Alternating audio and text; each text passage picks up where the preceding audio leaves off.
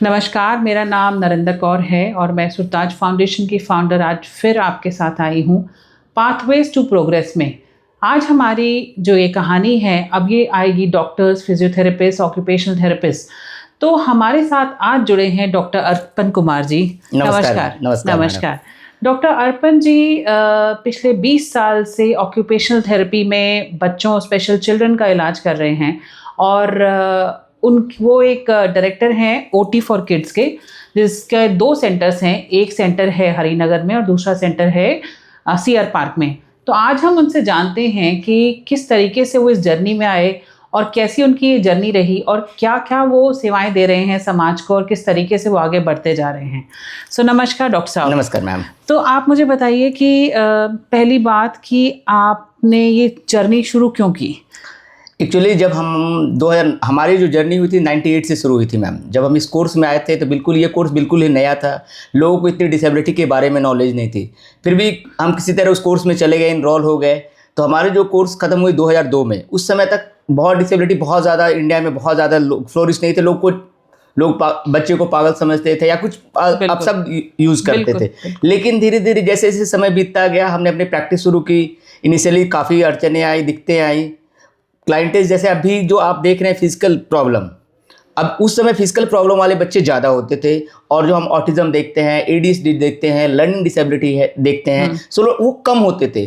धीरे धीरे क्या होते गया, जैसे फिजिकल वाले बच्चे कम होते गए और जो ऑटिज्म है, एडीएचडी है, लर्निंग डिसेबिलिटी है, स्लो लर्नर्स है, ये बच्चे धीरे धीरे उनका अनुपात बढ़ते गया। इसका मुझे 1-2 कारण विशेष लगता है। जैसे हमारे अभी जो है हमारे बहुत सारे एक्सपोजर हो रहे हैं, जैसे केमिकल एक्सपोजर है, रेडिएशंस हैं, मोबाइल का यूज़ है। इससे क्या हो रहे हैं, बच्चे उसका यूज़ बहुत ज़्यादा कर रहे हैं। इससे उनकी सोशलाइजेशन घट रही है, लोग दूसरे से कनेक्ट नहीं हो रहे हैं। या फैमिली की बात करें तो फैमिली में भी अगर हस्बैंड वाइफ हैं तो दोनों के अपने अपने मोबाइल्स हैं, अपने अपने दुनिया बन गई है। आपसी रिलेशन भी कहीं ना कहीं उसके कारण हैम्पर हो रहा है, जिसका सीधा असर बच्चों के डेवलपमेंट पे भी पड़ रहा है मैम। बहुत सही बोला आपने, क्योंकि मैं ये देख रही हूँ कि धीरे धीरे ये जनसंख्या में इतने स्पेशल किड्स बढ़ गए हैं कि 2 साल तक पता ही नहीं चलता कि बच्चे को प्रॉब्लम क्या है। चल नहीं रहा बच्चा, बोल नहीं रहा है, फिर डॉक्टर जाके बताते हैं कि इनके दिमाग में प्रॉब्लम है। कभी इंटेलेक्चुअल डिसेबिलिटी है, कभी मेंटल रिटार्डेशन है, तो ऑटिज्म है, ये पता ही नहीं चलता है पैदा होने पर। और बहुत सारे बच्चों के केसेस मेरे पास आए हैं, ऐसी मैं कई बच्चों की स्टोरीज ले चुकी हूँ। तो आप क्या क्या सेवाएं देते हैं, क्या क्या करवाते हैं? हमारे पास वैसे हम जनरली जो करते हैं, हमारे पास ऑक्यूपेशनल थेरेपी होती है मैम, स्पीच थेरेपी है, स्पेशल एजुकेशन है, एबीए सर्विसेज है, साइकोलॉजिकल सर्विसेज है, पीडियाट्रिक फिजियोथेरेपी सर्विसेज हैं, फैमिली काउंसलिंग है, पेरेंटिंग काउंसलिंग की सर्विसेज हम अपने सेंटर पे देते हैं मैम। अच्छा, तो स्पीच थेरेपी और ऑक्यूपेशनल थेरेपी क्या होता है इसके अंदर? ऑक्यूपेशनल थेरेपी बेसिकली मैम, हम अगर बच्चों की बात करें तो बच्चों का ऑक्यूपेशन क्या होता है, प्ले है, स्कूल में जाना है, उनका अपना दिनचर्या का काम करना है। तो हम उसी पे अगर जब से हमारे पास बच्चा आता है, सबसे पहले हम उसकी असेसमेंट करते हैं। उसकी हम फिजिकल असेसमेंट करते हैं, उसकी कॉग्निटिव असेसमेंट करते हैं, उसकी फंक्शनल असेसमेंट करते हैं। इससे हमें पता चलता है बच्चा नॉर्मल जो हमारा एक पैरामीटर्स है, उससे बच्चा किस किस एरिया में पीछे हो रहा है।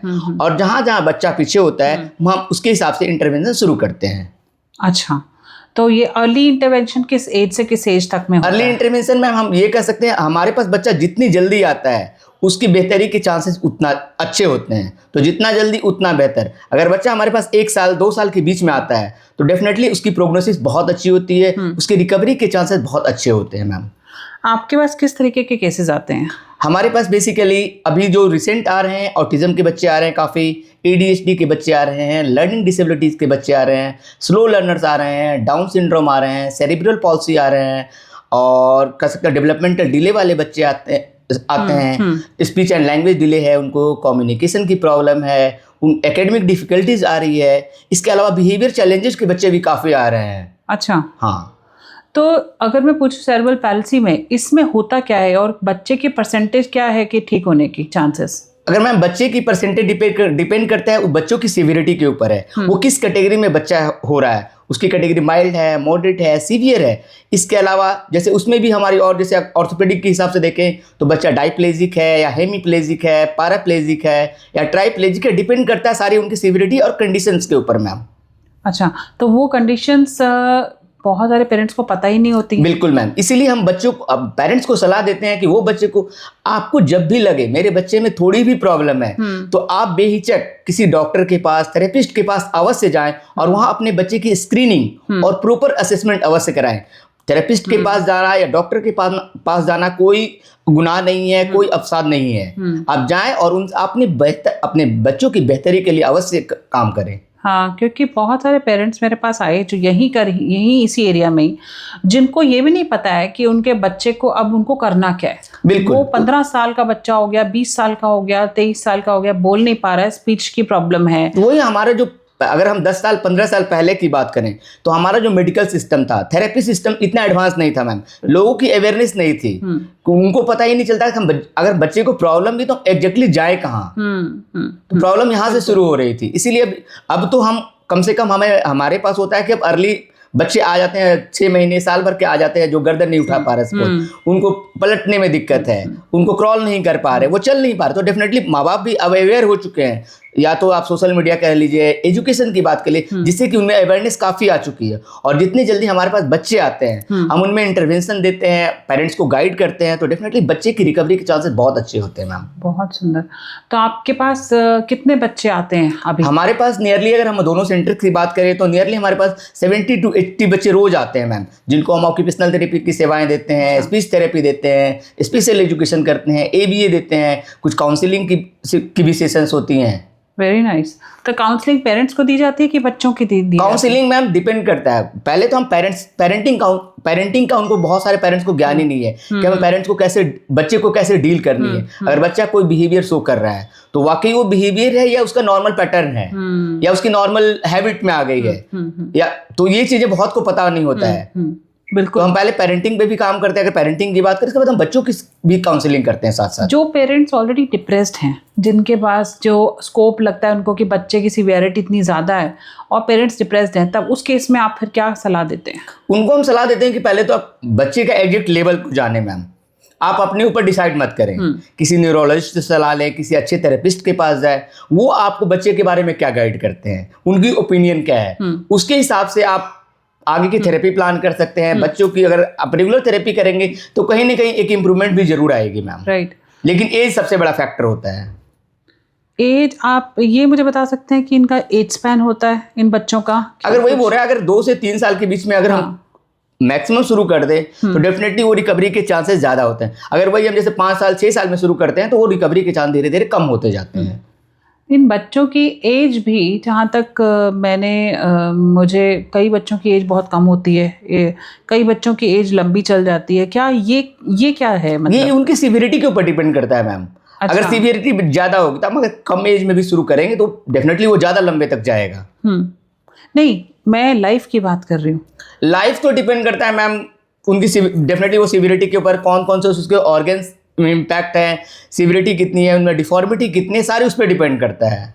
ये भी एक बहुत बड़ा क्वेश्चन है पेरेंट्स के लिए, क्योंकि कहीं ना कहीं एक बहुत बड़ा डर होता है अंदर। बिल्कुल, डर तो हमेशा बना रहता है। वो डर, बहुत बड़ा डर बना रहता है कि बच्चे की एज कितनी है, यही नहीं पता चलता। कई बच्चे बहुत छोटी एज में चले जाते हैं। बिल्कुल। कई बच्चों को बहुत नहीं, तो उनके साथ ऐसा नहीं कि फिजिकल डिसेबिलिटी हो, तो कहीं ना कहीं उनके जो वाइटल ऑर्गन्स हैं, लंग्स में कहीं प्रॉब्लम हो गई, कहीं हार्ट में प्रॉब्लम हो गई, कहीं किडनी में प्रॉब्लम है, कहीं ब्रेन में कुछ प्रॉब्लम, तो डेफिनेटली वो लाइफ स्पैन कम हो जाएगी। वो उसका इम्पैक्ट उनके फिजिकल, कॉग्निटिव, मेंटल, लैंग्वेज सारे एरिया पे पड़ते हैं मैम। राइट।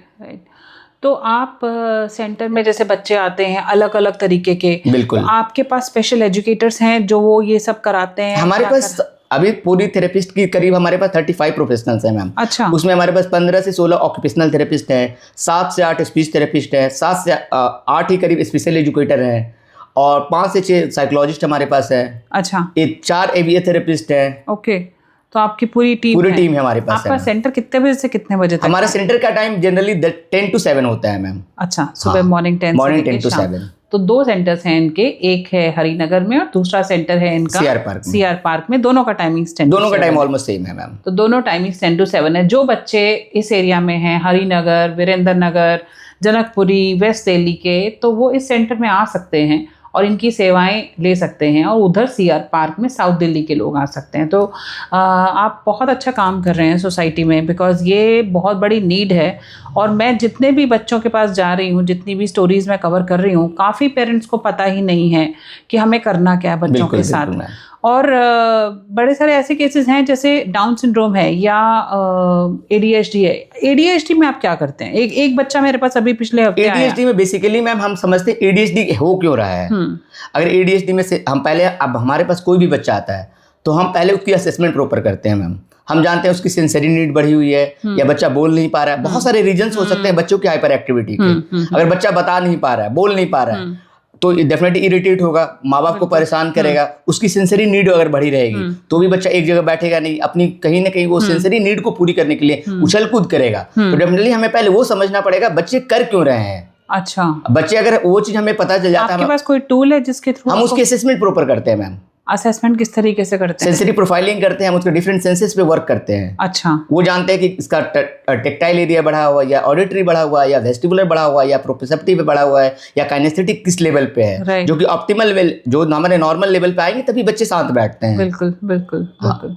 तो एक बच्चा मेरे पास आया जो या तो खाता है, ये चलता फिरता रहता है घर के अंदर बैठता नहीं है। तो वो खाता नॉन स्टॉप, उसको पता ही नहीं चलता कितना खाना है। बिल्कुल। और आज में जो सबसे बड़ी वजह हो रही है ऑटिज्म और ADHD की, एक हमारा जो मोबाइल और स्क्रीन है बहुत बड़ा फैक्टर है मैम। सबसे बड़ा फैक्टर कह सकती हैं आप। अगर हमने मोबाइल और टीवी पे कंट्रोल करिए तो आधी जो ये ऑटिज्म है, ADHD को हम कंट्रोल कर सकते हैं अर्ली एज में। मोबाइल, टीवी स्क्रीन्स, कंप्यूटर्स, ये सबसे बड़ा फैक्टर है ऑटिज्म के लिए और ADHD के लिए। ये बहुत ही खतरनाक चीज़ है कि अगर हम मोबाइल का ज़्यादा इस्तेमाल करेंगे, जो प्रेग्नेंट मदर्स हैं, जो प्रेग्नेंट होने वाली हैं और प्रेग्नेंट हो चुकी हैं, बच्चे होने वाले जिनके, तो प्लीज़ मोबाइल का इस्तेमाल बहुत कम कीजिए और ना ही कंप्यूटर स्क्रीन्स का इस्तेमाल कीजिए, क्योंकि बहुत सारे बच्चों की जनसंख्या बढ़ चुकी है जो कि डिसेबिलिटी पे जा रहे हैं, जो स्पेशल चाइल्ड होते जा रहे हैं, और जिसकी वजह से इतनी प्रॉब्लम्स होती हैं वो लाइफ टाइम के लिए, और वो दिक्कतें बहुत मुश्किल होती हैं उसको संभालना।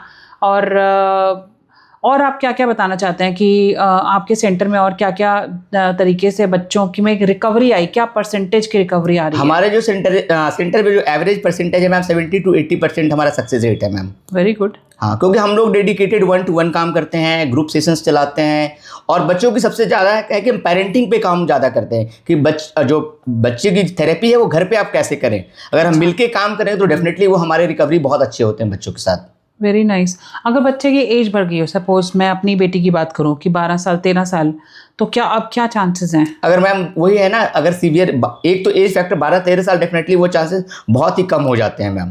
मैं समझती हूं। वो सीवियरिटी अगर 12 साल में ठीक हुआ ना तो कहीं ना कहीं बच्चा बहुत ज़्यादा सीवियर है। बिल्कुल। तो सीवियर है तो थेरेपी से वो चीज़ें, थेरेपी कभी छोटी एज में ही ज्यादा कारगर होती है मैम, क्योंकि उस समय तक क्या होता है उसके मसल्स पूरे टाइट हो चुके होते हैं, बोन एक दूसरे के साथ फ्यूज कर चुके हो, तो हम थेरेपी से बहुत ज्यादा एक्सपेक्ट नहीं कर सकते। तो वो घर में भी थोड़ा सा फिजियोथेरेपी कराने की थोड़ी बहुत करेंगे तो वो कम से कम मेंटेन रख सकती हैं, राइट, कि और ज्यादा डैमेज ना हो। ठीक, बिल्कुल बिल्कुल बिल्कुल। तो आपके बच्चे जो हैं कुछ ऐसे भी आते हैं जो रिकवर हो गए? काफ़ी हमारे वैसे बच्चे हैं, हमारी काफ़ी सक्सेस स्टोरी है। आप हमारे यूट्यूब चैनल पे जाकर देख सकती हैं, हमारे इंस्टाग्राम स्टोरी पे देख सकती हैं। वेरी नाइस, ओके, मैं ज़रूर देखूंगी, जहाँ के आपको बहुत सारे हमारे सक्सेस स्टोरी मिलेंगे। अच्छा, तो इनकी सक्सेस स्टोरी हम ज़रूर आगे हमारे चैनल पर डालेंगे कि किस तरीके से इन्होंने सक्सेस रेट बढ़ाया है और बच्चों को ठीक किया है। ये समाज में बहुत अच्छा काम कर रहे हैं और किस तरीके से ये बच्चों की और उनके पेरेंट्स की सेवाएं कर रहे हैं और साथ में उनको हेल्प कर रहे हैं ताकि वो लाइफ टाइम इन चीज़ों से दुखी ना रहें कि वो परेशान हो जाएं। तो हमारी ये जो प्रोग्रेस की स्टोरी शुरू हुई है डॉक्टर अर्पण के साथ, ये ज़रूर जारी रहेगी, क्योंकि इसमें हमें इनसे बहुत मदद की ज़रूरत है और बहुत सारे बच्चे और उनके पेरेंट्स उनके साथ भी जुड़ने वाले हैं। जिस तरीके से ये समाज में काम कर रहे हैं और उसी तरीके से आगे बढ़ते रहें, हमारी आपसे यही मनोकामना है। तो आखिरी में आपसे मैं कहूँगी कि आप कुछ मैसेज देना चाहते हैं? अगर आपके बच्चे को थोड़ी भी प्रॉब्लम लगे तो बेहिचक अपने थेरेपिस्ट से, अपने डॉक्टर से अवश्य सलाह लें। घबराएं नहीं, ये थेरेपी कोई आपके बच्चे के लिए वरदान ही साबित होगा, कोई अवसाद साबित नहीं होगा। बहुत तो जितनी जल्दी आप बेहतर काम शुरू करेंगे, जितनी जल्दी बच्चों के साथ आप बेहतर शुरू करेंगे, उतने जल्दी रिकवरी के चांसेस ज़्यादा रहेंगे। धन्यवाद आप सभी का, और धन्यवाद आपका कि आपने बहुत सुंदर तरीके में इसको वर्णन किया है, और हम बहुत ही जल्दी अगली स्टोरी में पाथवेज टू प्रोग्रेस में आपसे ज़रूर मिलेंगे। धन्यवाद।